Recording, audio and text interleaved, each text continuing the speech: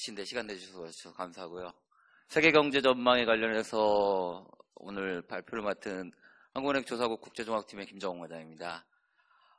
제가 지금 잠깐 늦게 들어오신 분들이 있어서 잠깐 여담을 하면, 제가 지난번에 7월에 한 번 하고 이번에 하는데요. 저한테 주어진 시간이 50분입니다. 그런데 40분 정도 제가 이제 발표를 할 거고 10분 Q&A 시간이 있어요. 그래서 저에게 주어진 시간은 40분인데, 아시겠지만 세계에는 너무 많은 나라가 있습니다. 그래서 이 40분 안에 도저히 커버가 안 돼요. 그래서 제가 지난번에 제가 좀 이제 아무래도 이렇게 많은 분한테 강의를 하다 보면 약간 긴장하게 되는데, 긴장을 하면 말이 되게 빨라지는 특징이 있는데, 지난번에 그렇게 빨리 했는데도 겨우 딱 끝나더라고요. 그래서 오늘을 제가 이번 강의를 준비하면서 그렇게까지는 하지 말고 좀 천천히 해야겠다는 생각을 많이 해서 파워포인트를 만들 때 고민을 많이 했는데요. 일단은 파워포인트는 지난번과 똑같은 분량으로 만들었습니다. 여러분들이 참고하시고 읽어보시라는 의미에서 만들었고요. 제가 오늘 강의를 하는 동안에는 아마 다 커버는 하지 못할 겁니다. 일부분은 그냥 넘어갈 텐데, 파워포인트 다 인쇄된 걸로 가지고 계시니까 그거 가지고 집에 가시거나 아니면 뭐 이동 중에 한번 읽어보시기 바랍니다. 일단 올해 세계 경제 전망에 대해서 한마디로 말씀드리면, 지난번 저희가 하반기나 작년에 전망했던 것보다는 상황이 좀 안 좋습니다. 유가 하락이 아무래도 긍정적인 영향이 좀 있긴 하지만, 지금 중국이라든지 신흥국 경제들이 안 좋고 유로 일본 지역도 그렇게 좋은 분위기는 아닙니다. 물론 이제 그래도 미국 경제만 홀로 지금 혼자 어떻게 보면 약간 치고 나가는 약간 그런 양상이고, 그 외에 거의 대부분의 국가들이 지난번 전망보다는 상황이 좀 안 좋아졌습니다. 자세한 거는 이제 설명드리도록 하겠습니다. 먼저 국제금융시장인데요. 국제금융시장 관련해서는 이렇게 할 얘기가 많진 않지만, 금융시장이라는 게 결국은 실물, 그러니까 이런 경제 지표들과 깊게 연관이 되어 있습니다. 그래서 국제금융시장 관련해서 좀 살펴보면요. 이게 이제 세계 주가 지수인데, 보시면 아시겠지만 작년 하반기 이후로 약간 가라앉는 분위기입니다. 이게 일단은 여기 보시면 작년 한 10월경쯤에 한번 확 가라앉는 거 보이시죠? 이게 왜 그러냐면 작년 10월부터 이제 세계 경제가 둔화된다. 그러니까 예상보다 회복세가 약하다는 분위기가 이제 감지되면서 IMF가 세계 경제 전망을 10월에 이제 IMF가 4월, 10월에 내놓는데 10월 전망에서 전망치를 하향 조정했습니다. 그것 때문에 이제 세계 경제가 생각보다 부진하다, 이런 얘기들이 많이 나오고, 주요국 경제 지표들이 10월 이때쯤 되게 안 좋게 나왔습니다. 예상보다 안 좋게 나오면서 10월부터 10월에 세계 주가 지수가 상당히 가라앉는 모습을 보였고요. 그 외에는 아시겠지만 유로 지역에서 지금 그리스가 유로 지역을 탈퇴하느냐 마느냐 하는 그런 리스크도 있고,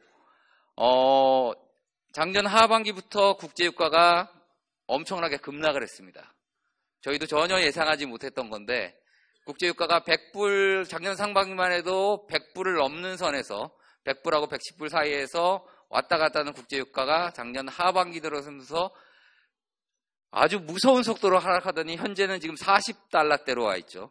이렇게까지 국제유가가 급락을 했는데, 문제는 국제유가가 급락을 하면서 러시아 등 일부 신흥국들의 경제 위기, 이런 얘기들이 많이 나오면서 신흥국 금융 불안이 커졌습니다. 그에 따라서 분위기가 안 좋고요. 신흥국 보시면 아시겠지만 작년 하반기에 주가가 많이 떨어졌습니다.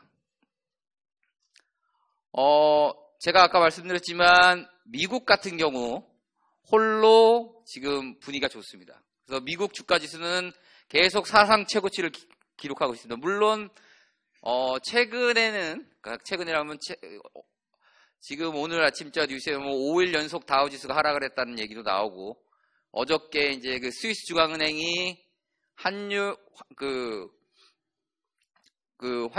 스위스 중앙은행 환율이 절상되는 걸 막고 있었는데 그걸 포기하겠다는 얘기가 나오면서 스위스 프랑이 크게 절상됐습니다. 그러면서 금융시장에 약간 이제 혼란한 분위기가 되면서 지금 최근 며칠은 안 좋은데 쭉 추세를 보시면 다우지수가 상당히 많이 올랐습니다. 이거 관련해서 국제기구들은 우려하는 목소리를 좀 내고 있습니다. IMF나 월드뱅크, OECD 같은 경우 전망 보고서에서 왜냐하면 아시겠지만 항상 최고치를 기록을 하면 그 다음엔 떨어지게 돼 있거든요. 그러다 보니까 이런 미국의 주가 상승에 대해서 우려하는 목소리도 상당히 있습니다. 근데 반론도 만만치 않습니다. 왜냐하면 미국이 홀로 지금 경제가 선진국 중에서는 좋은 모습이고 미국 기업의 수익도 나쁘지 않은 상황이기 때문에 이 수준이 충분히 감내할 수 있는 수준이다. 비싸긴 하지만 그렇다고 말 그대로 과열 이렇게까지 볼 수 없다는 주장도 있고 여러 가지 의견들이 많이 갈리고 있습니다. 유로 지역 주가 보시면 그냥 특징 없이 약간 정체된 모습이고요. 일본 주가는 최근 들어서 많이 올랐습니다.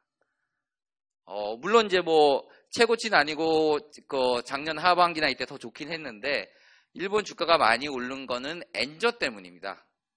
아베노믹스 얘기 들어보셨지만 일본 정부가 경제 성장을 촉진하기 위해서 각종 아베노믹스에 해당하는 여러 가지 정책을 펼치고 있는데 그 중에 하나가 엔저 정책입니다. 그래서 엔화 환율을 떨어뜨려서 엔화를 절하시켜서 수출을 늘리겠다는 정책인데 문제는 여러분이 이제 이거가 관해서 이제 국내 파트는 이제 뒤에 성병국 과장님이 얘기하시겠지만 국내 기업들이 많이 피해를 볼 거라는 뉴스를 많이 보셨을 텐데 환율 같은 경우 이게 좀 애매한 게 뭐가 있냐면 환율이 떨어진다고 기업이 과연 그거에 따라서 수출 가격을 조정을 하느냐 그거는 딱히 그렇지는 않습니다.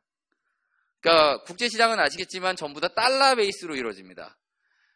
그러면 예를 들면 일본의 도요타 자동차가 미국에 수출을 하는데 2만 불짜리 차를 이게 엔저가 떨어졌으니까 18,000불에 파느냐 그렇게 하지는 않습니다. 잘.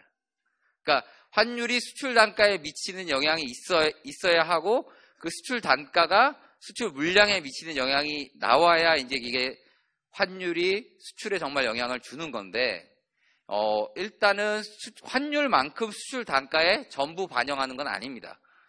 물론 그렇다고 해서 환율이 전혀 수출에 영향이 없느냐? 역시 그것도 아니죠. 그러니까 지금까지는 그렇게 엔저가 그렇게 많이 심각하다는 얘기가 우리나라 기업들한테 안 나오고 있지만 이게 오래 지속되면 일본 기업으로서는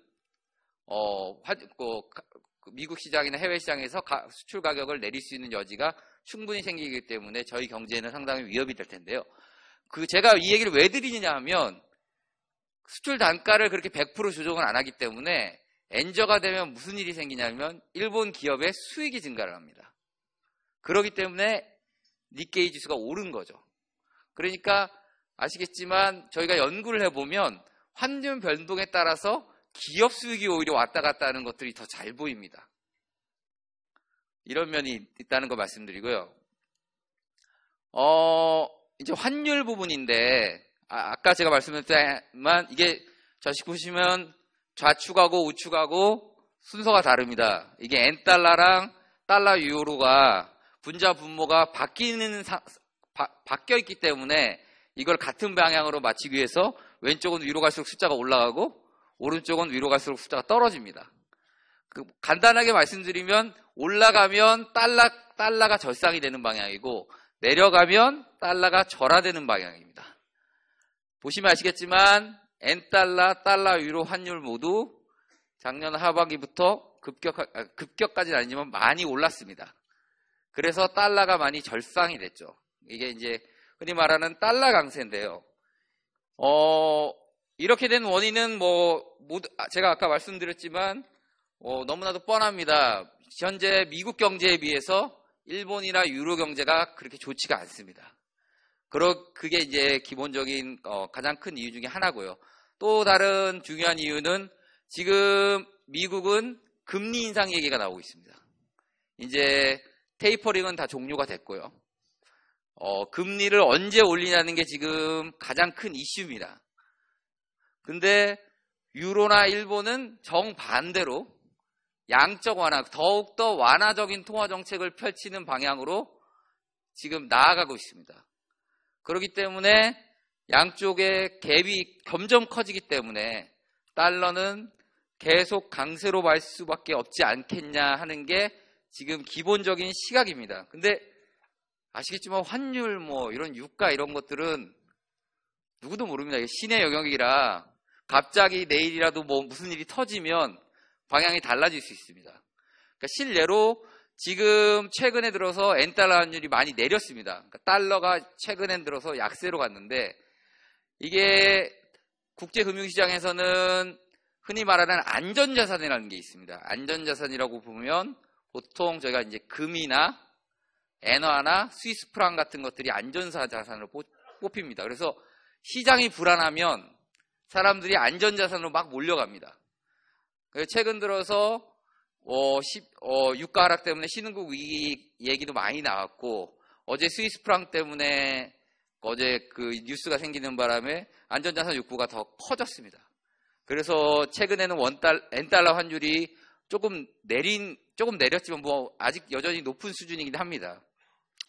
이렇기 때문에 환율이 어떻게 될 것이냐는 참 예측하기 힘들지만 어쨌거나 큰 틀에서 봤을 때는 미국 경제가 유로나 일본보다 훨씬 좋고 그리고 주요국 통화 정책을 봤을 때 미국은 긴축 쪽으로 유로나 일본은 더욱 완화되는 쪽으로 가기 때문에 달러가 강세로 계속 갈 거라는 게 전반적인 시각입니다.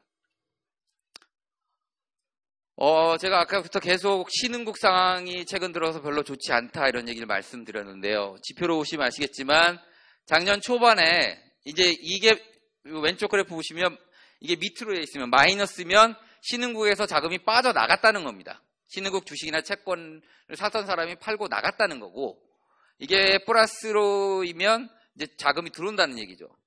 보시면 작년 초반에 안 좋았습니다. 신흥국에 자금이 많이 유출됐습니다.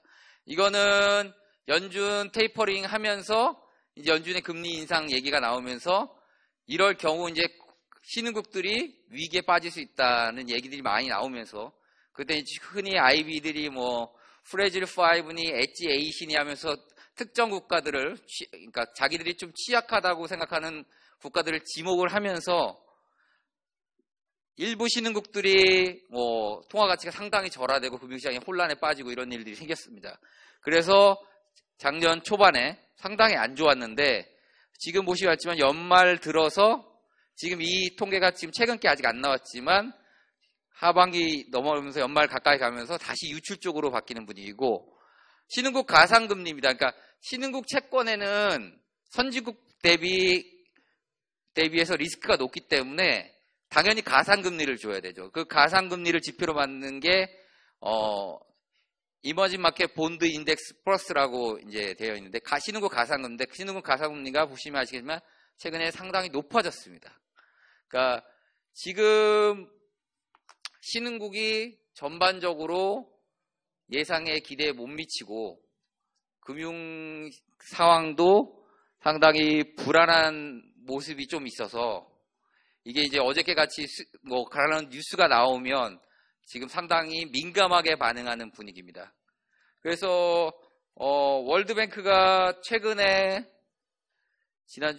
이번 주 수요일 날 전망을 내놓으면서 이런 이슈들이 불거질 경우 이런 뉴스들이 불확실성을 키우는 뉴스들이 일어날 경우 뉴스들이 발생을 하면 신흥국 중에서 이제 취약한 나라들은 금융시장에 되게 혼란이 올 수 있다는 거를 하방 리스크, 세계경제 하방 리스크 중에 하나로 지목을 했습니다. 그럴 정도로 신흥국가 전반적으로 변동성도 커지면서 약간 불안한 분위기고요.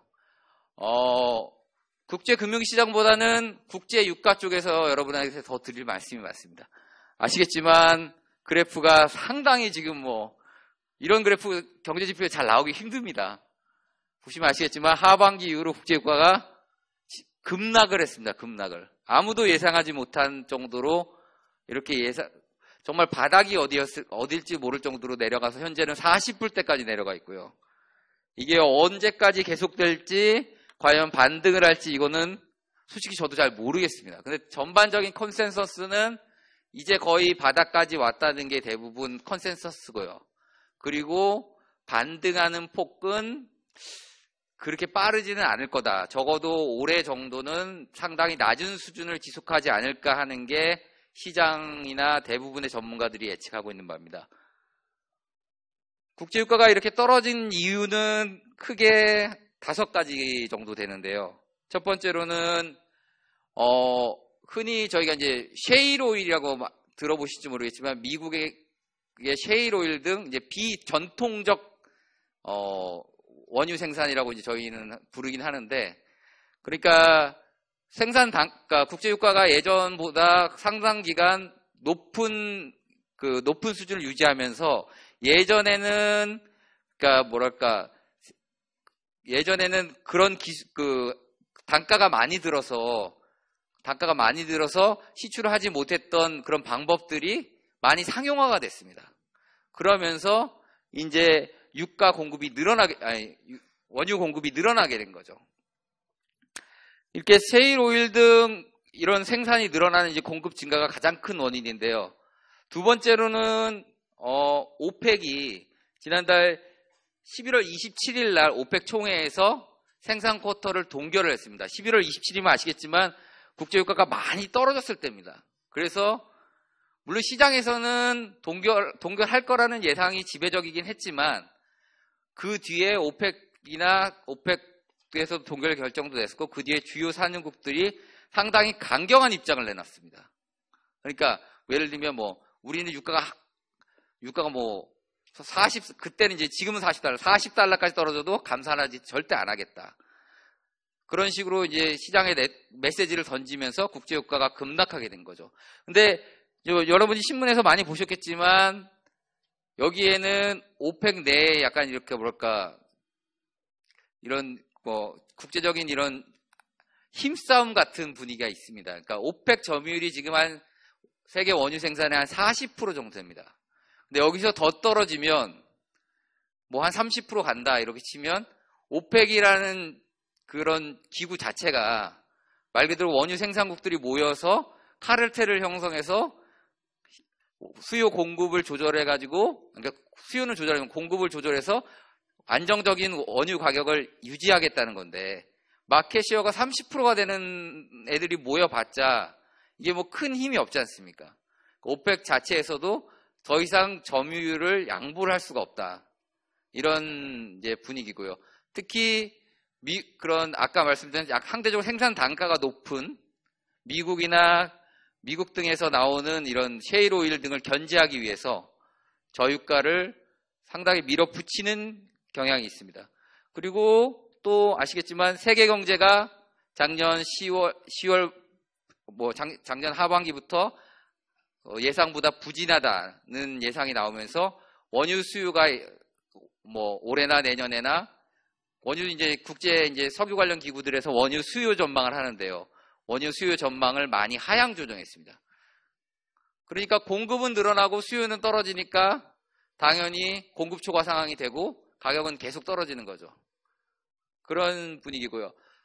그리고 이게 국제유가가 상당히 민감하게 반응하는 게 주로 그 중동 지역에서 나오는 지정학적 리스크입니다. ISIS나 이렇게 테러를 하고 이런 일이 생기고, 그다음에 걔네들이 주로 그 정정불안이 생기면 그런 나라들은 대부분 돈 되는 게 유전밖에 없기 때문에 유전 쪽을 공격을 합니다. 그래서 석유 생산 시설 점거를 하면 원유 생산이 차질을 빚고, 그래서 국제유가가 상승을 하는데, 문제는 시장 자체가 워낙 초과 공급 상황이니까 그런 뉴스에도 잘 반응을 안 합니다. 지정학적 리스크 같은 사태가 터져도 잘 반응을 안 하는 데다가 결정적으로 생산 차질이 잘 안 일어납니다. 이라크 같은 경우 지금 ISIS랑 계속 하고 있지만 원유 생산은 전혀 차질이 없을 정도 원유 생산은 꾸준히 이루어지고 있기 때문에 지정학적 리스크도 많이 축소되어 있는 상황입니다. 그리고 마지막으로 달러화 강세가 있습니다. 그러니까 원유나 국제 상품은 다 달러로 거래됩니다. 그래서 달러화 가치가 오르면 반대로 떨어지게 돼 있습니다. 그렇기 때문에 여러 가지 요인들이 겹쳐서 국제 유가는 지금 많이 급락해 있는 상황이고요. 수급 전망 보시면 아시겠지만 올해도 작년에도 공급 초과였고 올해도 공급 초과, 내년에도 양은 줄지만 공급 초과로 예상되고요. 국제유가 전망은 가장 최근에 13일날 EIA가 내놓은 게 올해 유가 전망치가 57불입니다. 이거는 지금은 40불인데 연평균 기준이기 때문에 올해 이제 하반기에 좀 올라서 연평균으로 하면 한 57불 정도 되지 않겠냐는 게 지금 국제유가 전망이고, 근데 아시겠지만 어떻게 될지 참 여러분 관심 있게 한번 지켜봐 주시면 되겠습니다. 이게 저도 솔직히 말씀드리면 이게 잘 모르겠어요. 이게 어떻게 될지. 왜냐하면 한 50불, 60불 할 때는 이게 바닥이지 않나, 더 떨어지기 힘들지 않나 했는데 벌써 40불까지 왔잖아요. 어떻게 될지는 솔직히 저도 잘 모르겠습니다. 이제 세계경제 쪽으로 들어가겠습니다. 이제 국제금융시장과 상품시장을 마치고 세계경제 쪽으로 들어가겠는데요. 세계경제는 여기 타이틀에서 완만한 회복세를 예상하고 있습니다.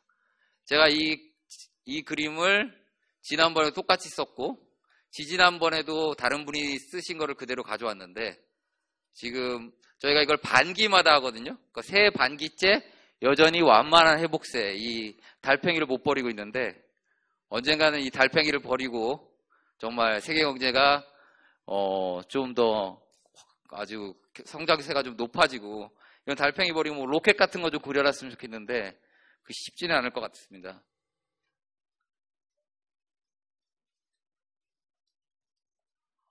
올해 세계 경제 전망을 하기 위해서 가장 중요한 것 중에 하나가 유가 하락의 영향입니다. 아시겠지만 유가 하락은 원유 수입국들에게는 상당히 도움이 됩니다. 신문에서 많이 보셨겠지만 소비자들에게는, 여러분 이제 예를 들면 자동차 운전을 하시면 휘발유를 넣으셔야 되는데, 휘발유나 경유를 넣으셔야 되는데 국제유가가 떨어지면 거기에 지출하는 돈이 줄어듭니다. 그러면 다른 걸 더 살 수 있겠죠. 그래서 소비 진작 효과가 좀 있고, 두 번째로 기업들 입장에서는 생산 비용이 줍니다. 이런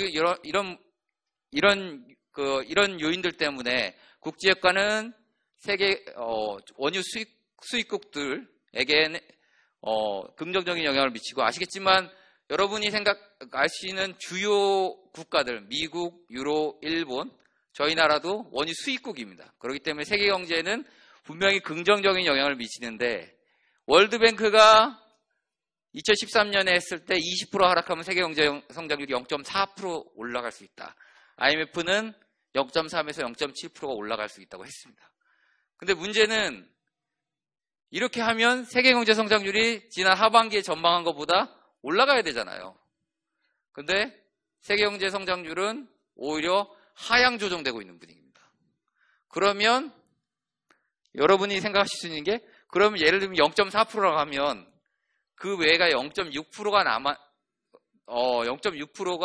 6%만큼의 마이너스 요인이 있었냐, 0.6이나 7에.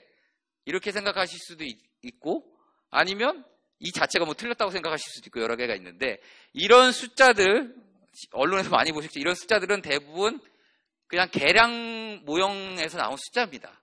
이런 모형의 전제는, 이런 페이퍼가 제 자세히 읽어보면 아시겠지만 나머지 모든 상황은 그대로 있는다는 전제입니다.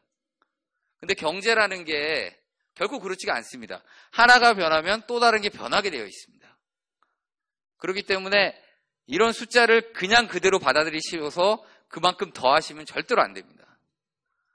그러니까 그러니까 예를 들면 지금 같은 경우는 세계 경제가 상당히 성장률이 예상보다 부진하고, 세계 경제 여러 국가에서 성장률이 둔화되는 모습이 많이 나오고 있습니다.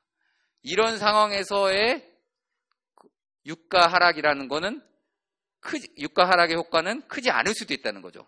그러니까 예를 들면, 좀 쉽게 말씀드리면, 예를 들면 제가 이제 차를 몰고 다니는데 유가가 하락을 해서 휘발유 내는 돈이 좀 줄어들었어요. 근데 경기가 안 좋아요. 그러면 아무래도 소비 심리가 위축되고, 그렇다면 소비를 좀, 그 휘발유 지출이 준 만큼 소비를 늘리기가 좀 주저하겠죠. 그러니까 경제학에서 흔히 이제 여러 가지 이야기 나오지만 precautionary saving이라고 그러잖아요. 그러니까 뭔가 미래가 지금 현재 상황이 불확실하고 그러니까 모르겠다. 일단 저축을 늘려놓자. 미래에 대비하자. 이런 식으로 나올 수 있다는 거죠. 그러니까 경제라는 게 워낙 복잡하고 여러 가지 요인의 영향을 받기 때문에 딱히 이 숫자 그대로 받아들이기에는 조금 무리가 좀 있는 면이 있습니다. 그리고 여러 가지 이제 페이퍼들이 많이 나오는데요. 최근 들어서 이제 각종 주장이 있습니다. 에너지 효율이 높아져서 이제 유가 하락에 효과가 없다느니부터 해서 유가 효과가 없진 않겠지만 예전보다는 많이 축소됐다는 얘기부터 그 다음에 지금 같은 경우는 이제 유가가 내리면 인플레이션이 아무래도 떨어지게 되어 있습니다. 그러니까 물가 상승률이 낮아지게 되죠. 우리나라도 지금 물가 상승률이 낮은 것 때문에 지금 디플레이션 이런 얘기 논란도 나오고 하는데 전 세계적으로 올해 물가는 상당히 낮을 전망입니다. 근데 그 물가가 낮으면 여러분이 생각하시지만 통화 정책을 좀 확장적으로 가져가서 경제 성장을 늘릴 수 있으면 왜냐하면 세계 경제 분위기가 안 좋기 때문에. 근데 문제는 주요국이 지금 다 제로 금리입니다. 그러니까 금리를 낮출 수 있는 나라가 없는 거죠. 미국, 유로, 일본 모두 다 금리를 낮출 수가 없어요. 그러니까 여러 가지 요인들이 있기 때문에 이 숫자를 그대로 더하기는 상당히 어려운 상황입니다. 이거 관련해서는 페이퍼가 아주 많아요. 국제기구들 관련해서 최근 많이 나왔으니까 이런 것들을 한번 좀 읽어보시면 상당히 좀 도움이 되지 않을까 싶습니다. 세계경제 관련해서 이제 이거는 참고하시라고 했는데 세계경제 비중을 할 때는 두 가지 방법이 있습니다. 첫 번째는 시장 환율로 하는 거고요. 두 번째는 구매력 평가 환율로 하는 겁니다. 그러니까 IMF 같은 경우는 주지표로 구매력 평가 환율로 해서 가중을 해서 세계경제 성장률을 내고요. 월드뱅크 같은 경우는 시장 환율로 합니다. 그러면 아시겠지만 신흥국들이 구매력 평가로 하면 당연히 비중이 늘어납니다. 신흥국들이 구매력으로 평가를 하면 훨씬 더 좋기 때문에. 그래서 보시면 2014년 들어서 드디어 중국이 미국을 넘어섰습니다. 근데 아직도 시장 환율로 하면 여전히 미국이 훨씬 위에 있습니다. 지금 현재 순위를 보면 중국, 미국, 인도, 일본, 독일 이런 순으로 세계경제 GDP 구매력 평가 환율로 평가했을 때 이 정도 수준이고요. 저희가 13위입니다. 여러분한테 이건 여담이죠. 말씀드리고 싶은 건 쭉 보시면 아시겠지만 대부분 인구가 많습니다. 여러분들이 이제 많은 분들이 대학생이라서 제가 이제 잠깐 바쁜데 말씀드리면 저희가 봤을 때 한국 경제가 갖고 있는 가장 큰 문제점이 뭐냐면 저출산 고령화가 아닐까 싶습니다. 여러분이 나중에 결혼하시고 아이를 가지실 때 됐을 때 애국하는 마음으로 한국 경제를 위해서 아이를 좀 많이 낳아주셨으면 보시면 아시겠지만 신흥국 중에서 중국, 인도, 브라질, 하다못해 인도네시아도 저희보다 순위가 높게 나옵니다. 그러니까 인구가 역시 힘이라는 게 여기서 나옵니다. 세계 경제 관련해서는 아까 말씀드렸듯이 작년 하반기보다는 분위기가 안 좋아져서요. 작년 하반기만 해도 3% 후반대는 기록을 하지 않을까. 이거는 아까 말씀드렸지만 PPP 기준입니다. 월드뱅크도 PPP 기준을 보조지표로 활용하기 때문에 PPP 기준으로 뽑아놓은 거고요. 작년 하반기만 해도 3% 후반대는 가능하지 않겠냐고 그러는데 지금 분위기는 3% 중반대입니다. IMF가 이제 다음 주 화요일인가요? 화요일쯤 이제 전망치를 새로 내놓을 텐데 어떻게 나올지 모르겠지만 현재 분위기로 봐서는 조금 낮출 것 같습니다. 그러면 지금 3.8이니까 낮추면 3% 중반대 오겠죠? 그러니까 지금 현재 분위기는 3% 중반대. 모르겠지만 또 떨어지면 다시 3% 초반대로 가는데 그런 일은 없었으면 하는 바람이고요. 일단은 작년 하반기보다는 좀 분위기가 안 좋았습니다. 국가별로 보면 미국은 상대적으로 분위기가 좋습니다. 미국은 올해도 3%를 넘을 거고요. 미국 잠재 성장률이 물론 계속 변하지만 한 2% 중반대 조금 안 되는 수준인데 3% 성장을 하기 때문에 잠재 성장률을 넘는 아주 높은 성장세를 보이고 있고요. 미국 관련해서는 좋기 때문에 더 이상 드릴 얘기가 없는데 미국 관련해서 가장 큰 이슈는 과연 미 연준이 금리를 언제 올릴 거냐입니다. 왜냐하면 미 연준이 금리를 올린다는 물론 올리기 전에 분명히 몇 달 전에 시그널을 줄 텐데 그때 세계 금융시장이 정말 다시 변동성이 커지면서 한번 출렁거릴 가능성이 있습니다. 그래서 연준 과연 언제 금리를 인상을 할 거냐는 게 지금 되게 관건인데 작년까지만 했어도 올해 한 뭐 2사나 3사쯤 올해 중반쯤에 올리지 않겠냐는 의견이 지배적이었습니다. 근데 유가가 하락을 하면서 미국 물가 상승률이 올해 예상보다 상당히 낮아질 전망입니다. 아시겠지만 미 연준은 물가 안정하고 고용 안정 이 두 개를 보기 때문에 실업률도 앞에 보시면 실업률도 떨어지고 있지만 실업률은 떨어지고 있지만 물가가 낮은 수준을 가기 때문에 금리 인상의 명분이 좀 약해진 거죠. 그래서 시장에서는 최근 분위기는 올 연말쯤 하지 않겠냐는 분위기가 최근 들어서 많이 나오고 있습니다.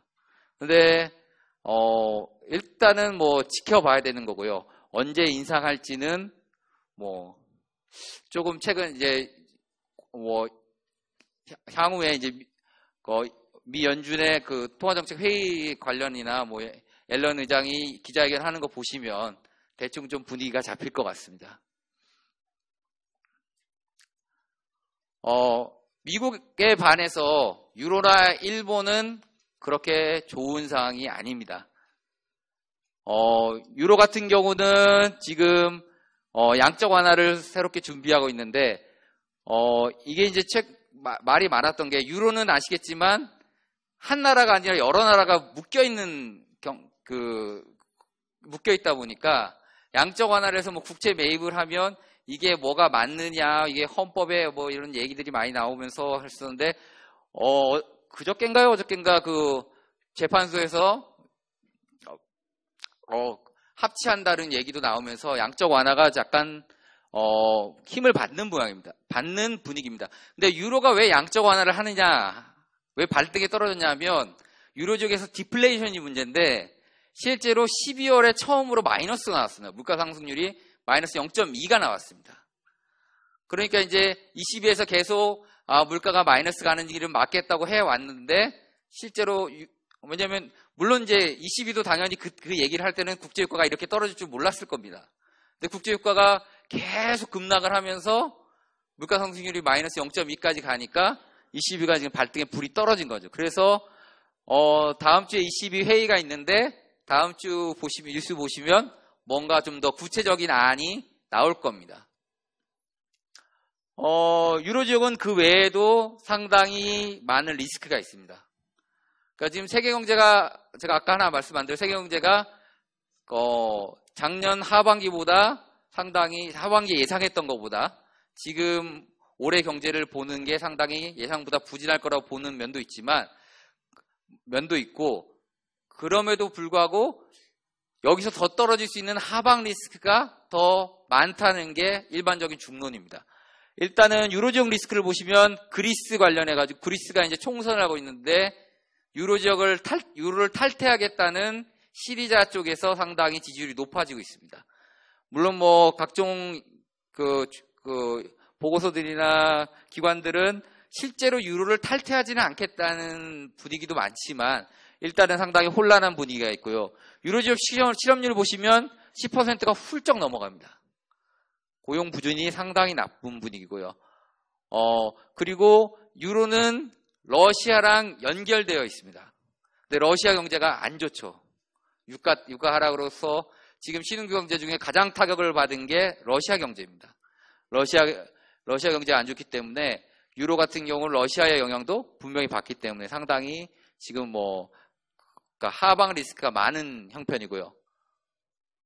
중국 같은 경우는 물론 그래도 성장률이 7%는 높긴 하지만 성장률이 조금씩 낮아질 거라는 게 전망입니다. 그러니까 중국 같은 경우는 더 이상 성장률보다는 내수나 구조개혁을 통해서 질적 성장을 하겠다는 걸 내세우고 있습니다. 흔히 저희가 뉴노멀이라고 하는데요. 그래서 성장률을 다소 포기하더라도 내실을 다지겠다는 게 중국 정부의 목표인데요. 올해 목표치가 한 3월쯤 발표될 텐데, 3월쯤 전인대에서 발표될 텐데, 시장에서는 대략 7% 정도 되지 않겠냐, 7% 내외가 되지 않겠냐고 보고 있습니다. 지금 올해 전망치들 대부분 보시면 아시겠지만 주기관들 7% 내외로 지금 보고 있고요.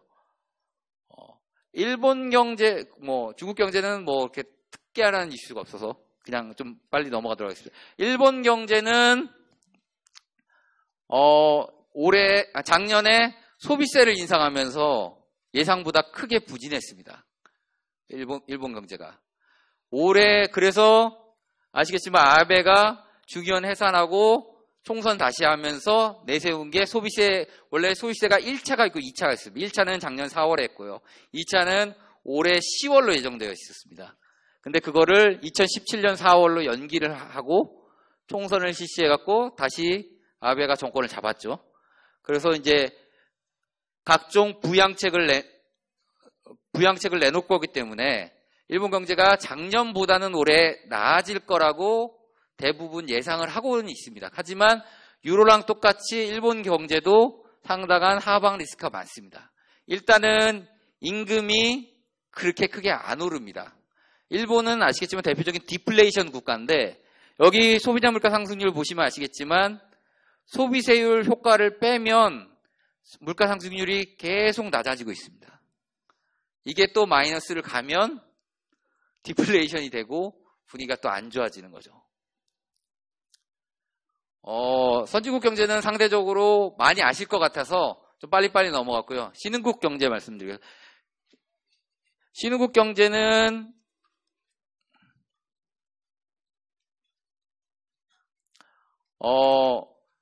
올해도 5%를 밑돌 것 같습니다. 월드뱅크 전망에 의하면 2012년 이후 4년 연속 5%를 하회할 것 같고요. 주요 지역들을 보시면 중남미 지역들이 이제 원자재 수출하는 국가들, 브라질 비롯해서 이런 지역들 별로 안 좋을 것 같고, 중동 북아프리카도 원유 수출하는 지역들. 그러니까 지금 원자재 시장이 전반적으로 안 좋기 때문에 이런 쪽이 성장률이 낮을 것 같고요. 저희 근처에 있는 동아시아 쪽이 제일 성장률이 괜찮은 편입니다. 주요국 중에 중국은 아까 보셨으니까 브릭스 국가 중에 인도, 러시아, 브라질 말씀드리면 인도가 신흥국 중에 거의 유일하게 분위기가 좋습니다. 인도가 지난해 4월인가 5월에 새로운 정부를 구성하면서 시장 친화적인 구조개혁들을 많이 추진을 하고 그게 시장에서 상당히 환영을 받으면서 기대감이 커지고 있습니다. 그래서 투자나 이런 게 많이 늘면서 인도 경제는 상당히 좋은 분위기고요. 물가 상승률이 많이 낮아져서 어제 인도가 금리를 인하했습니다. 0.25% 인하했기 때문에 인도 경제는 신흥국 중에 유일은 하지 않지만 신흥국 중에 예외적으로 좀 좋은 편이고요. 러시아가 이제 되게 문제의 국가입니다. 러시아 경제가 러시아 중앙은행 전망에 따르면 유가가 60불이면 올해 성장률이 마이너스 4.5에서 4.7 정도, 한 4.6% 정도 된다고 전망을 했습니다. 지금 유가가 40불이죠. 그렇기 때문에 러시아 경제가 유가 하락으로 상당히 안 좋을 것 같고요. 브라질 경제도 물가 상승률 높고 물가 상승률 잡다 보니까 금리는 정책금리 보시면 계속 인상을 했습니다. 꾸준히. 금리 높고 그다음에 원자재 가격도 하락을 하고 여러모로 아주 곤란한 상황에 빠져 있는 상황입니다. 저희랑 가장 연관성이 높은 아세안 5개국이 있습니다. 인도네시아, 태국, 말레이시아, 필리핀, 베트남 보시면 일단 말레이시아는 산유국입니다. 아시아에서 거의 유일하게 산유국이라서 유가 하락으로 올해 별로 그렇게 작년에 5.7에서 올해 4.7로 이렇게 성장률이 좀 둔화될 전망이고요. 태국은 아시겠지만 친탁신, 반탁신으로 정정불안이 심한 나라입니다. 작년에 정정불안 때문에 성장률이 좋지는 않았는데 올해는 총선이 올 하반기에 원래 하기로 했었는데 한 10월쯤 이걸 내년으로 다시 연기한다는 얘기가 많습니다. 그러니까 어떻게 됐던 작년보다는 정정불안에 의해서 경제 성장률이 둔화되는 거는 많이 축소될 겁니다. 그래서 태국 경제 성장률은 올라갈 것으로 보이고요. 인도네시아도 정부가 새로운 총리 취임하면서 구조개혁 노력에 따라서 투자나 이런 것들이 늘 것으로 보이고, 필리핀은 내년에 대선이 있어서 대선 앞두고 정부에서 아무래도 정부 지출을 늘리거나 이런 면 때문에 좀 좋아질 것 같고요. 베트남도 뭐 크게 나빠지진 않고 FDI나 임금 상승 때문에 소비가 좀 늘면서 괜찮을 것으로 전망합니다. 예, 딱 41분이네요. 제가 여기까지 이 세계 경제 워낙 나라가 많고 하다 보니까 오늘도 좀 정신없이 달려왔는데, 제가 설명 못 드린 부분은 여기 파워포인트 파일 참고하시면 될 것 같고요. 예, 안녕하세요. 이제 전에 김정훈 과장님의 뒤를 이어서 국내 경제 전망을 위주로 간략하게 설명드릴 한국은행 조사국에 근무하는 성병묵입니다. 네, 이게 많이 여러 번 들으신 분들도 있을 테니까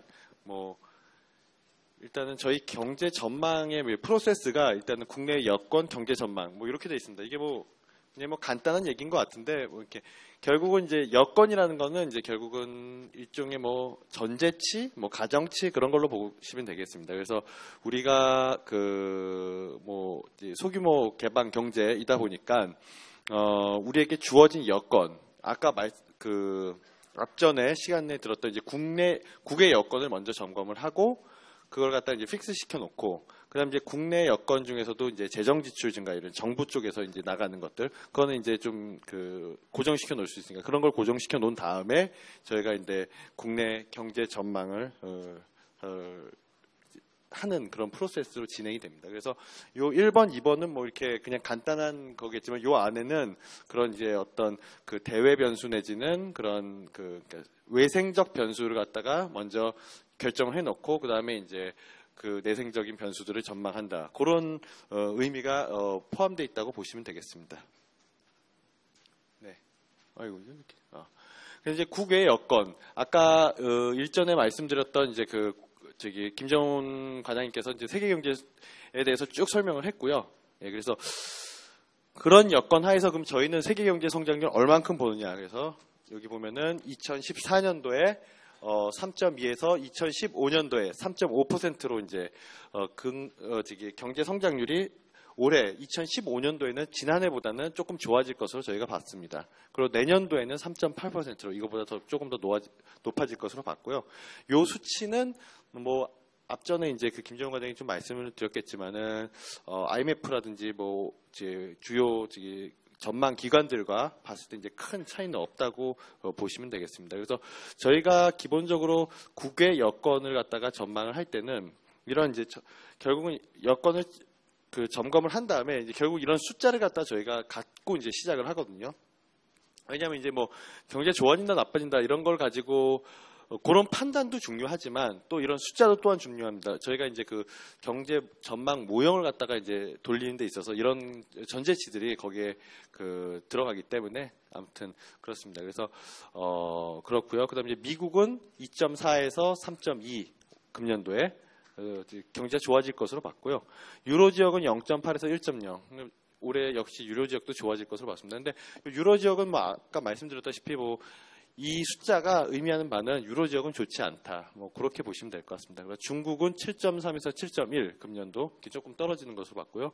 그 다음에 6.9 이렇게 중국은 7.3, 7.1, 6.9 이렇게 연간으로 이렇게 쭉 하향 조정되는 것으로 보고 있는데요. 요것은 이제 어떻게 보면 이제 경기적 요인이라기보다는 이제 구조적 요인에 기인한다고 볼 수 있습니다. 그래서 중국 경제가 기본적으로 많이 성장을 해왔고 그동안 그리고 경제가 성장하다 보면 성장률은 당연히 떨어지게 돼 있으니까 그런 것들을 반영하고 앞전에 말씀드렸겠지만은 중국 경제의 정부의 정책 전환 이런 것들. 요건 이제 뒤쪽에서 이제 저희 수출입할 때 다시 그런 얘기가 좀 나올 것 같고요. 그때 다시 말씀드리도록 하겠습니다. 그리고 세계 교역 신장률은 이제 3.3에서 3.8, 그다음에 4.3으로 이 세계 교역 신장률이란 것은 이게 결국 거래량인데요. 국가 간 거래량. 요건 이제 세계 경제 성장률과 같이 가는 것으로 저희가 보고 있습니다. 과거에도 그랬고, 그래서 요 숫자는 이제 그 위에 세계 성장률이 올라가면은 같이 올라가고 떨어지면 같이 떨어진다. 뭐 이런 정도로 이해를 하시면 될 것 같습니다. 그래서 요 성장률 대비 성장률, 여기 흔히 얘기하는 이제 탄성치, 뭐 탄력도 이렇게 얘기를 하는데, 요 탄성치는 뭐 사실은 그러니까 예를 들어서 1% 포인트 증가했을 때 성장률이 교육 신장률이 몇 퍼센트 증가를 하느냐, 이 얘기는 좀 다른 얘기이긴 한데요. 어찌되었건 간에 증가하면 증가하고 감소하면 감소한다. 근데 최근 들어서 이제 OECD라든지 저희 그 국제회의라든지 그런 데서 논의되고 있는 것 중에 하나가, 특징적인 현상 중에 하나가, 과거에 비해서, 과거에 세계 경제 성장률이 1%포인트 상승하면, 예를 들면, 과거에는 교역 신장률이 한 1.5%포인트 상승했다. 그러니까 탄성치가 1.5겠죠. 근데 그 탄성치가 좀 줄어들고 있다, 최근에. 그게 이제 최근에 어떤 그 글로벌 경제 상황의 이제 어떤 특징적인 그 현상이라고 볼 수 있겠습니다. 그래서 여기에 대해서는 왜 그러냐에 대해서 여러 가지 논의들이 있고, 실제로 그런 논의들을 많이 하고 있는데, 국제 회의 같은 데 가면요, 거기에 대해서는 아직까지는 뭐 명확한 딱 이거다 따라 이렇게 정해진 것들은 없지만, 어찌되었건 간에 같이 세계 성장률이 올라가도 과거처럼 교역 신장률이 늘어나는 정도는 작아졌다. 그러니까 교역량이 늘어나는 정도가 좀 작아졌다. 그런 것들을 반영을 해서 저희가 또 이제 전망을 하게 됐습니다. 그리고 원유 도입 단가 굉장히 중요한데요. 왜 중요하냐면은 이게 경제 변수라는 건 사실은 많이 움직이는 게, 특히 전망에서는 이제 변동폭이 큰 게 좀 중요한 역할을 차지할 수밖에 없습니다. 뭐 당연한 얘기겠지만. 그래서 지금 국제 원유 도입 단가가 뭐 지금 국제 유가가 지금 40불대로 떨어지고, 뭐 그래서 굉장히 지금 여러 가지 그 국제 유가 하락이 또 과연 세계 경제, 국내 경제에 어떤 영향을 미치느냐에 대해서도 논란이 되게 많습니다. 아까 말씀드렸다시피. 그런데 그런 것들을 감안해서, 저희 국제 유가 하락을 감안해서 102달러에서 금년도에 67달러. 내년도에는 도입 단가가 이제 한 78달러 정도로 올라가는 것으로 봤습니다. 그래서 여기에는 기본적으로 그 저유가 상황이 계속 지속되기는 어렵다. 그런 전제가 좀 깔려 있다고 보시면 되겠습니다. 네. 그리고 이제 그 여건, 어떤 외생성을 나타내는 변수 중에 하나가 아까 말씀드렸다시피 이제 재정 지출 증가율인데요. 재정 지출 증가율은 금년 중에는 지난해보다 높은 6.7% 증가할 것으로 예상하고 있습니다. 그래서 여기 재정 지출 전망을 보면은 2014년도 증가율이 3.9%에서 2005년도에 6.7%로 늘어나게 돼 있고, 2016년도에는 조금 줄어들게 돼 있습니다. 그래서 2016년도는 이제 저희가 이제 그 국가 재정 운영 계획에서 이제 한 5년 단위로 이렇게 그 재정을 쭉 좀 약간 롱텀 뷰에서 재정 건전성을 유지하기 위해서 이제 쓰는 그런 계획, 정부에서 마련해내는 이제 스케줄이 있는데, 재정 지출 스케줄이라든지 그런 거에 따라서 조금 하락할 것으로 보이고 있습니다. 그래서 이쪽에 보면 이제 관리 대상 수지라고 보는데, 이렇게 보면 이제 증가율만 봤을 때는 이제 뭐 높아지니까 정부 쪽에서 이제 재정을 더 푼다라고 이렇게 볼 수도 있겠지만은, 이쪽 관리 대상 수치, 이 관리 대상 수지는 이제 통합 재정 수지에서 이제 그 사회 보장성 기금 흑자를 제외한, 그러니까 우리가 이제 뭐 국민연금 같은 거 내고 뭐 이렇게 여러 가지 정부에다 또 내는 것들이 있지 않습니까? 뭐 그 세금 말고 그런 것들 다 제외한, 그러니까 우리가 이제 정부가 흔히 얘기하는 1년도에 걷어들여서 쓸 수 있는 돈들을 중심으로 구성해 본 수지인데, 그쪽에 보면 지금 관리 대상 수지를 갖다 GDP에서 관리 대상 수지가 얼만큼 차지하냐. 그러니까 요게 어떻게 보면 이제 그 정부의 재정 정책의 그 정도, 그러니까 확장적이냐. 요게 만약에 관리 대상 수지가 만약에 플러스다.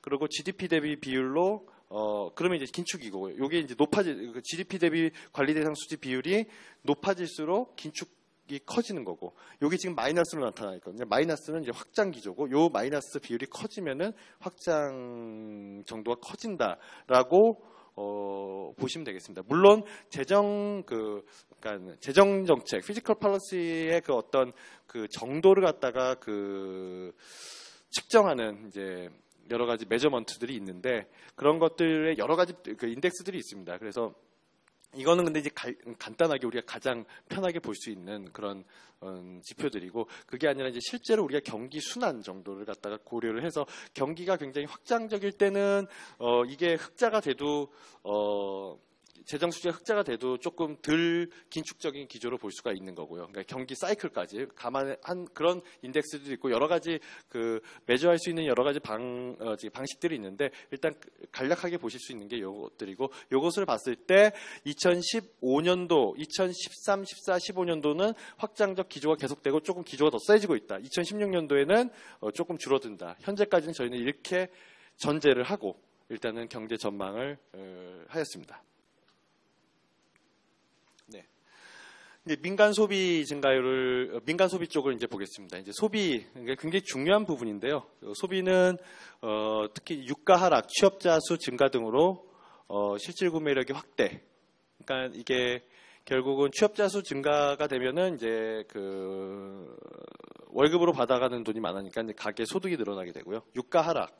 그러니까 예를 들어서 뭐 제가 뭐 한 달에 기름값으로 한 10만 원 정도 썼다. 그런데 이제 최근 들어서 이제 기름값이 많이 떨어져가지고 한 7만 원 정도로 떨어졌어요. 그러면 이제 한 3만 원 정도가 돈이 생기는 거 아니에요. 뭐 그런 것들. 뭐 이렇게 보면은 그런 것들 때문에 이제 실질 구매력이 확대되면서 소비는 완만한 증가세를 나타낼 것으로 보인다. 이렇게 보고 있습니다. 하지만 소비 심리 부진, 그다음에 가계 부채 누중 등이 제약 요인으로 작용하고 있다. 사실은 그러니까 이제 저희가 지금 작년 2014년도보다 2015년도 가계 소비 증가율을 조금 높게 잡았습니다. 근데 여기서 말씀드리고 싶은 거는 이게 완만한 증가세, 그러니까 증가세라는 게 이제 일단 줄어들지는 않고 늘어나고 있고 그 증가폭 정도가 이제 증가율의 이 작년보다는 높아진다고는 보지만 여전히 이게 좀 만족스러운 수준은 못 된다라고 볼 수가 있겠습니다. 그러니까 저희가 지금 뭐 계속 몇 년째 지금 그렇게 나타나고 있는데 경제 성장률, 민간 소비 증가율이 경제 성장률을 지속적으로 하회하고 있습니다. 그러니까 결국은 5% 증가를 하면은 GDP가 5% 증가했는데 경제 성장 민간 소비는 3%밖에 증가를 안 했다. 그러니까 이제 그런 거라면 이제 그렇게 가정을 한다면 이제 결국 수출이라든지 이런 쪽에서 성장에 기여를 했다. 이렇게 볼 수가 있겠습니다. 근데 그런 현상이 여전히 유지되고 있다. 그리고 그 이면에는 뭐 이면인지 아니면 뭐 다 아시고 계시면 소비 심리 부진이라든지 가계 부채 누중 등의 요인들이 계속 가계를 누르고 있다. 그러니까 이게 가계 소비가 민간 소비가 이제 좀 좋아진다 하더라도 여전히 그런 이렇게 구조적으로 민간 소비를 제약하는 요인들이 상존하고 있다. 여기서 보면 이제 소비 심리 부진과 가계 부채 누중, 뭐 심리야 이제 금방 우리가 살아날 수 있다라고도 볼 수 있겠지만은 이게 사실 소비 심리가 굉장히 안 좋아진 게 지난해 4월에 이게 세월호 사건 이후에 소비 심리가 확 꺼졌습니다. 근데 이제 과연 그래서 이제 저희가 그때 당시에 이게 세월호 때문에 영향인가 아닌가 이렇게 굉장히 많이 좀 분석을 해봤고요. 근데 실제로 세월호 사건 이후 소비 심리가 빠르게 회복된 듯이 보였습니다. 하지만 여전히 이 소비 심리라는 것이 지금 세월호 사건 이전에 만족할 만한 수준으로는 돌아오지 못하고 있습니다. 이것은 무엇을 의미하느냐? 그러니까 결국 세월호 사건 때문에 지금 소비 심리가 부진하다라는 건 아니라는 거죠.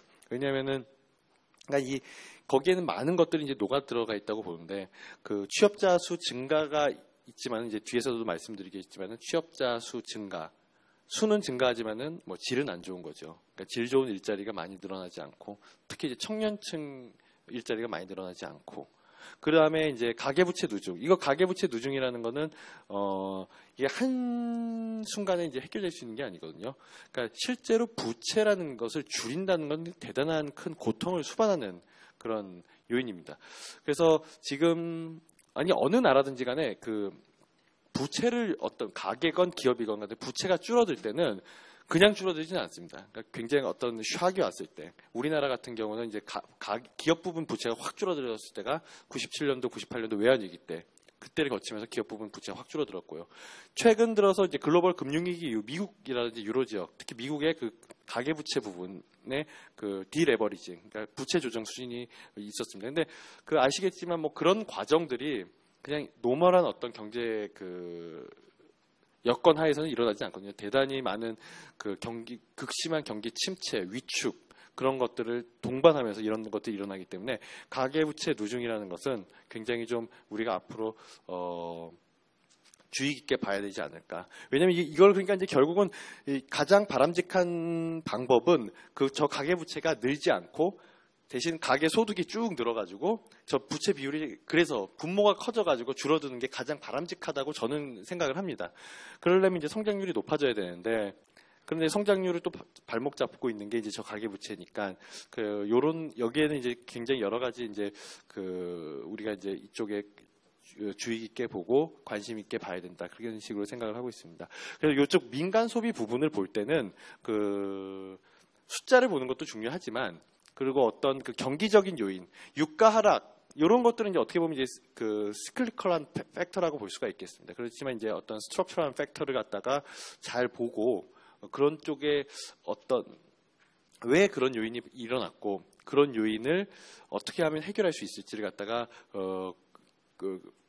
곰곰이 생각을 해보시는 게 이제 여기서 만약에 이제 학생분들은 이제 만약에 학생 공부하시는 분들은 공부하는데 도움이 될 거고 일반 이제 경제 이제 학생이 아닌 경제 활동을 하시는 분들은 또 이제 어떤 경제 현상을 볼 때 좀 도움이 될 수 있지 않을까 그런 식으로 생각이 듭니다.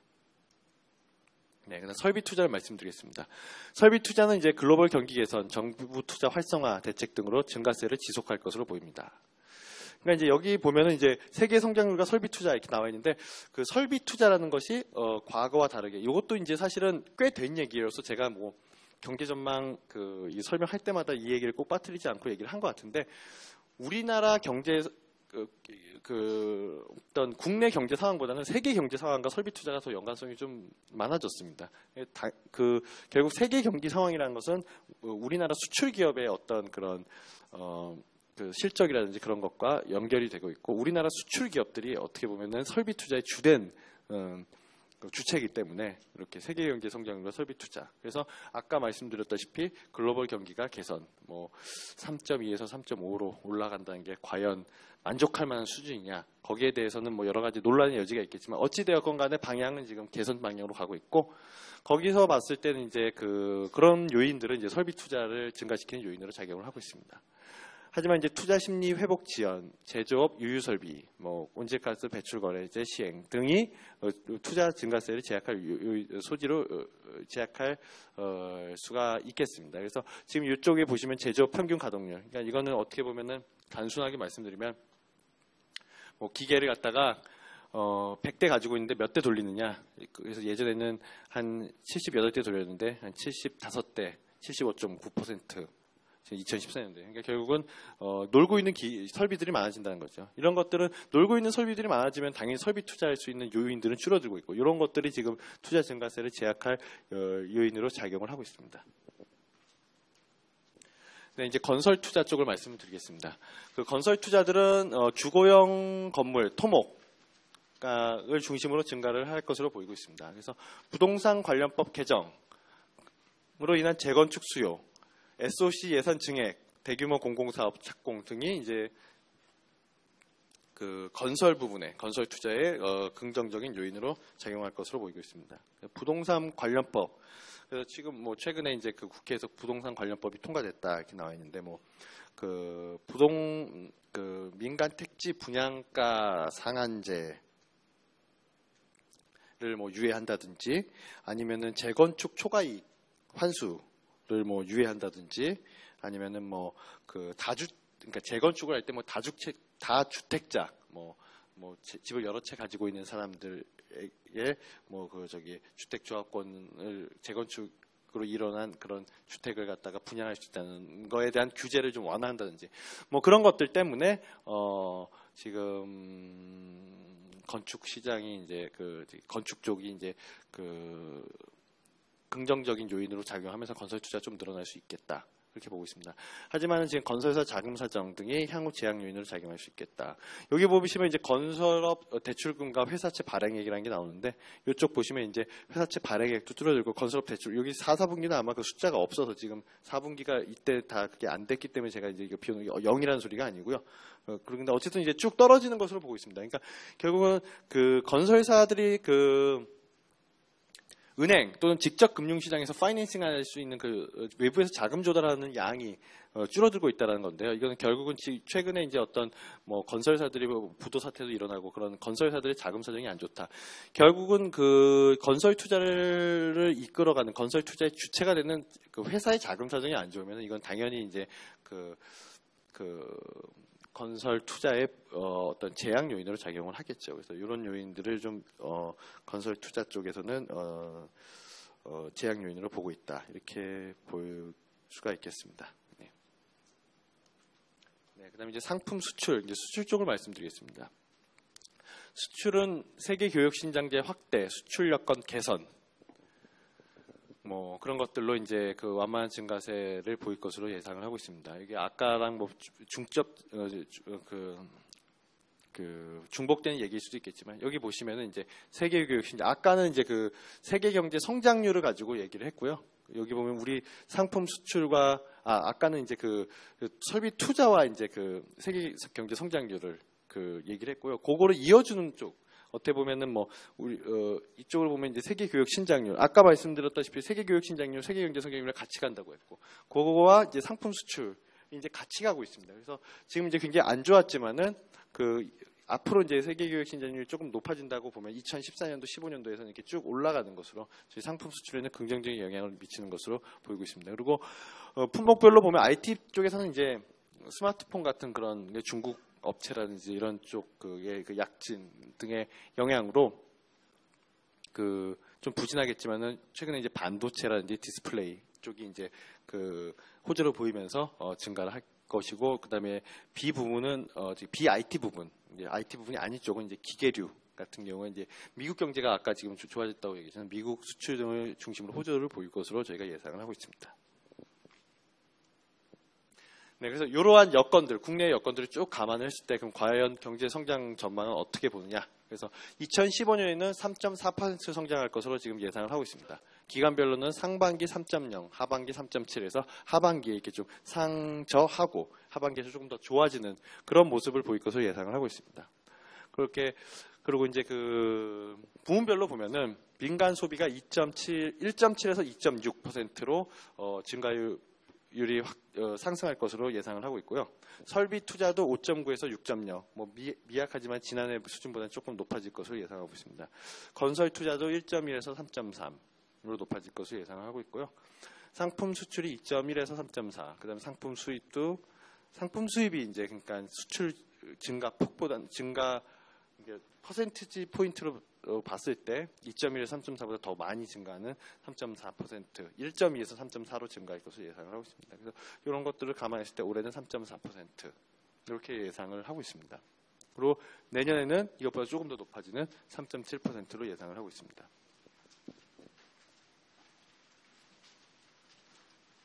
이제 경제 그러면 이 경제 성장률을 어떻게 좀 평가를 할 수 있겠느냐?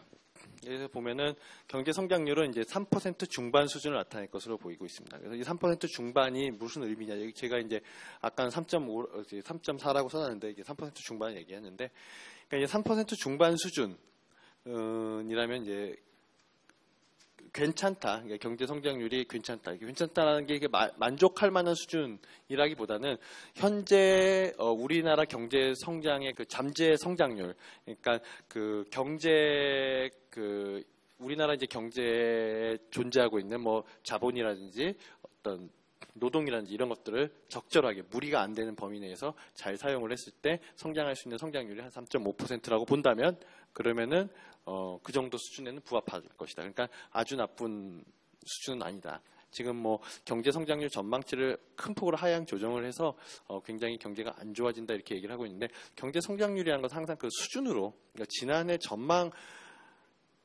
그러니까 지난번 전망보다 얼만큼 조정이 되느냐 그것도 사실은 중요하긴 하지만은 결국은 이 수준을 좀 잘 봐야 될 것 같다고 생각합니다. 왜냐하면 이제 우리가 경제 성장을 갖다가 얼만큼 할 수 있느냐에 대해서 이제 어떤 정도가 적정한 경제 성장 수준이냐에 대해서 굉장히 논란의 여지는 많지만은 아까 말씀드렸다시피 잠재 성장률이라는 것이 지금 이제 계속 하향 추세에 있습니다. 그 뭐 뭐 과거 90년대는 뭐 6%, 7%였다가 지금 3% 후반대로 떨어졌다가 지금 아까 얘기하는 최근 들어서 3% 중반대 정도로 저희가 이제 보고 있는데 뭐 가장 큰 원인은 이제 결국 인구 고령화죠. 이제 그러니까 사실은 인구가 늘지 않고 인구가 줄어들면은 경제 성장률은 뭐 잠재 성장률은 급격하게 줄게 돼 있습니다. 그거는 뭐 어떤 생산성 혁신이라든지 그런 게 아주 크게 나타나지 않는 한은 그런 게 있고, 우리나라가 지금 뭐 인구 고령화 속도가 세계에서 가장 빠른 국가이기 때문에 그런 요인 때문에 지금 좀 하락하고 있다. 뭐 그런 것들을 감안했을 때 이 정도는 만족할 만 3% 중반 수준이다. 그리고 2016년도에는 올해보다는 조금 높아질 것으로 보이고 있다. 미국 등을 중심으로 한 글로벌 경기 개선, 국제유가 하락 등이 거기에 기여할 것이다. 그렇게 예상을 하고 있습니다. 그리고 이제 전망의 부문별 기여도를 보면 내수 기여도가 수출 기여도를 밑돌 것으로 예상을 하고 있습니다. 그래서 이걸 이렇게 보시면은 그 2012년, 13년도는 내수보다는 수출 기여도가 높았고 2014년, 15년도는 내수 기여도가 높을 것이다. 근데 이게 지금 요걸 잘 우리가 이렇게 되면은 이제 우리가 그 수출 위주에서 내수 위주의 경제로 돌아섰구나 이렇게 생각을 하실 수가 있는데, 이거는 상대적인 개념입니다. 상대적인 개념. 그러니까 이제 수출이 과거에 비해서, 지난해에 비해서 수출이 조금 덜 증가했기 때문에 이런 현상들이 나타날 수 있고, 내수는 그거에 비해서는 높았기 때문에 이런 현상이 나타날 수 있습니다. 이게 숫자가 딱 일일이 다 매치되지는 않지만, 아까 보시면은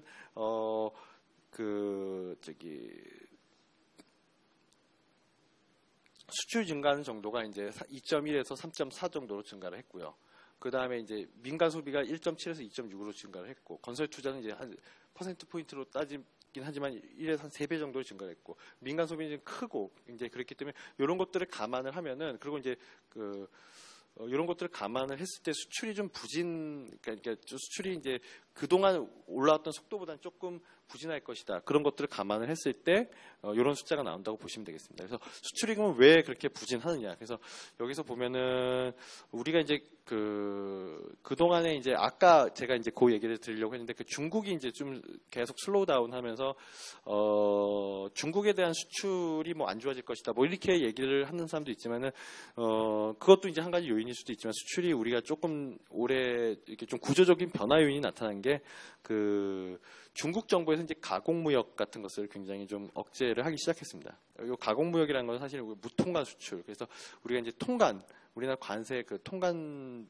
기준으로 봤을 때는 통관 수출에는 잡히지가 않는 건데, 결국 뭐 이런 겁니다. 그러니까 우리나라가 뭐 중국 휴대폰 시장에서 휴대폰을 수출을 하고 있어요. 근데 그 중에서 핵심 부품들은 다 우리나라 공장에서 만들어서 이제 중국에 가져갑니다. 그거는 이제 그 통관에 잡히지는 않습니다. 뭐 신고는 하겠지만, 왜냐하면 같은 삼성전자 회사에서 가져가고, 그게 이제 중국에서 빠져나가면은 그때서 이제 중국 통관에 잡히면서 이제 그렇게 오게 되는데, 그 수출을, 그러니까 그것도 이제 결국 이제 수출이죠, 수출. 근데 그 무통관 수출이라는 그런 부분, 가공무역, 중개무역, 이런 것들을 중국에서 하지 말라는 게 뭐 그냥 이제 그것도 가급적이면 우리나라 중국 시장에서 만들어라. 핵심 부품들도, 자동차 같은 경우는 변속기라든지 뭐 그런 좀 비싼 부품들도 우리 중국 시장에서 만들어라. 중국이 워낙 시장이 크니까, 그리고 이제 어느 정도 기술력이라든지 인프라가 갖춰졌으니까 우리도 그런 거 만들 수 있다. 이쪽에서 만들어라. 안 그러면 중국은 이제 어떻게 보면은 굉장히 정부에서 강하게 통제하고 있는 국가니까, 안 그러면 뭐 너희는 뭐 나가라, 뭐 이런 식으로 가기 때문에 그런 가공무역 부진 등이 이제 최근 수출 부진의 좀 원인이 되고 있고요. 뭐 그런 것들도 여기 좀 반영됐다고 보시면 되겠습니다. 그리고 이제 우리가 GDP랑 이제 GDI 소득, 실제로 이제 쏠 수 있는 소득은 이제 여기 보시겠지만 GDP 성장률보다는 GDI 성장률이 조금 높을 것이다. 뭐 이것은 국제 유가 하락 같은, 아까 얘기했다시피 뭐 유가가 하락해가지고 석유류 가격이 떨어지면은 쓸 수 있는 돈이 늘어난 것처럼 뭐 그런 것들에 기인한다고 볼 수 있겠습니다. 그리고 고용 가중 성장률, 저희가 저런 걸 항상 좀 얘기를 하고 있는데, 그러니까 금액별로 이렇게 합산한 게 아니라, 예를 들어서 뭐 A라는 산업은 고용 창출 효과가 크고 B라는 산업은 고용 창출 효과가 작다. 근데 두 개가 뭐 금액은 비슷하다. 그러면 금액으로 그냥 평가를 하는 게 아니라 고용 창출 효과가 큰 산업에 더 웨이트를 많이 줘서 그 집계한 어떻게 보면 이제 그 고용의 어떤 고용의 어떤 그 정도를 갖다가 그 볼 수 있는 보려고 만들어낸 저희가 이제 그 중에 그 인덱스인데요. 고용 가중 성장률은 이제 GDP 성장률을 소폭 상향 조정한다. 이것들은 이제 고용 유발 효과가 큰 서비스업 성장세가 강화되면서 이런 현상이 나타날 것으로 보고 있습니다. 이 부분은 이제 뒤쪽에 고용 쪽에서 말씀을 드리겠습니다. 그래서 그 금년 중 취업자 수는 이제 42만 명 정도 늘어날 것으로 보이고 있고요. 그래서 이게 42만 명 수준이 지난해 이제 53만 명보다 줄어들었지만 여기 장기 추세 수준이라고 나와 있는 32.5만 명 수준보다는 늘어날 것으로 보이고 있습니다. 그리고 실업률은 이제 3.4% 정도로. 그런데 이제 이게 아까 말씀드렸다시피 이제 요 고용의 특징적인 게 이게 뭐 최근 몇 년간 지속되었는데 연령대별로 보면은 한 5, 60대. 그러니까 이제 과거 같았으면은 이제 노동시장에서 리타이어를 하고 그 은퇴를 하셨어야 될 분들이 이제 은퇴를 못하고 계속 노동시장에 잔류하고 있기 때문에 그게 이제 취업자 수 증가에 한 가지 큰 요인으로 작용하고 있습니다. 그래서 그거는 결국은 뭐 은퇴를 하고 싶지만 못해서 뭐 사실은 뭐 과거보다 뭐 사람들이 일에 대한 어떤 욕심이 더 커졌기 때문이라기보다는 소득이 충분치 못하기 때문에 그렇다고 볼 수 있고요. 뭐 예를 들어서 뭐 과거에는 자식들을 길러놓으면 이제 그 자식들이 이제 그 부모를 뭐 봉양하고 그러면서 이제 그런 식으로 이렇게 갔는데 이제 그런 시스템이 좀 깨지면서 본인이 이제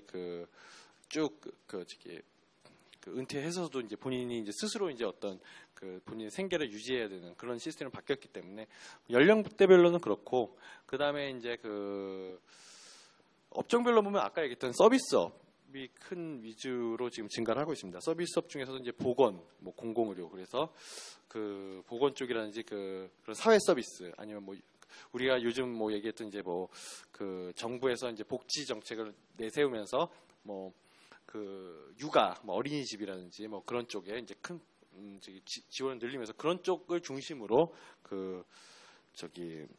취업자 수가 늘면서 서비스업 위주로 이제 취업자 수가 늘고 있습니다.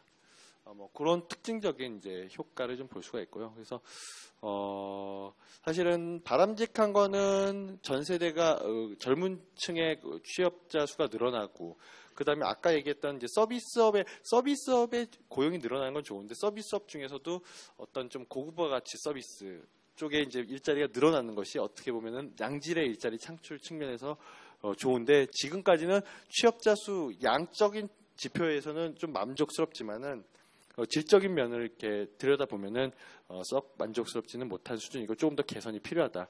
그런 식으로 평가가 되고 있습니다. 네, 이제 물가 쪽을 보겠습니다. 물가는 이제 소비자 물가 상승률이 연평균 기준으로 1.9% 상승할 것으로 보이고요. 요건 이제 그다음에 이제 내년도에는 2016년도에 2.6% 상승할 것으로 보입니다. 요거는 이제 우리 그 1.3%에서 1.9% 늘어났지만은 요거는 이제 그 국제 유가 하락 효과가 상당폭 반영이 돼 있는 거고요. 그래서 이제 그 근원 인플레이션이라고 하는 그런 어떤 유가 하락폭을 제외한 부분 한 2.6% 증가할 것으로 보고 있습니다.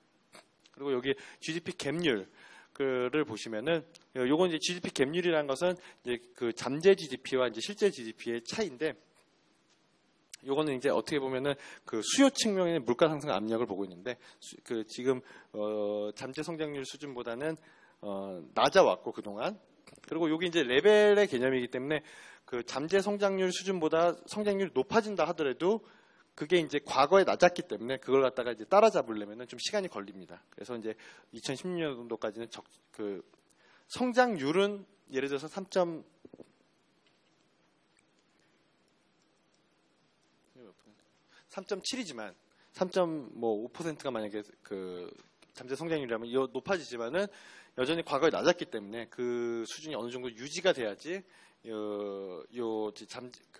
성장률이 이제 잠재 성장률에 도달할 수 있기 때문에 그거는 이제 마이너스 수준을 유지할 것으로 보인다. 그렇게 이해를 하시면 될 것 같고요. 그리고 이제 최근에 논란이 되고 있는 담배값 인상 효과를 여기 반영을 한 거고, 만약에 담배값 인상 효과를 제외할 경우에는 올해 그 성장률은 물가 상승률은 한 1.2% 정도로 예상을 하고 있습니다. 경상수지. 네. 금년도 경상수지 규모는 940억 달러로 작년 900억 달러 정도에서 확대될 것으로 전망을 하고 있습니다. 그래서 경상수지 흑자 비율이 한 6%대 정도로 유지가 될 것으로 보고 있고요. 그리고 내년도에는 한 5% 후반, 조금 850억 달러로 하락할 것으로 보입니다. 그래서 이제 아까 수출이 안 좋았는데 왜 경상수지 흑자 규모가 늘어났냐? 이거는 역시 그 국제 유가 하락에 대부분 기인한다고 보시면 될 것 같습니다. 그래서 여기 보시면은 GDP 대비 경상수지 흑자 비율이 나와 있는데, 이게 이제 한 2014년도에는 한 6.34% 정도, 2015년도에서는 한 6% 후반, 그 다음에 2016년도에서 5% 후반대로 하락할 것으로 예상을 하고 있습니다. 그래서 경상수지 쪽은 이렇게 말씀을 드리고, 네, 오늘 이것으로 국내 경제 전망에 대해서도 강의를 마치도록 하겠습니다. 추가적인 질문이 있으신 분들은 남아서 질문을 해주시고요. 여러분 2시간 동안 강의 들으시느라고 고생 많으셨고요. 마지막으로 성병목 과장님께 감사의 박수 부탁드릴게요.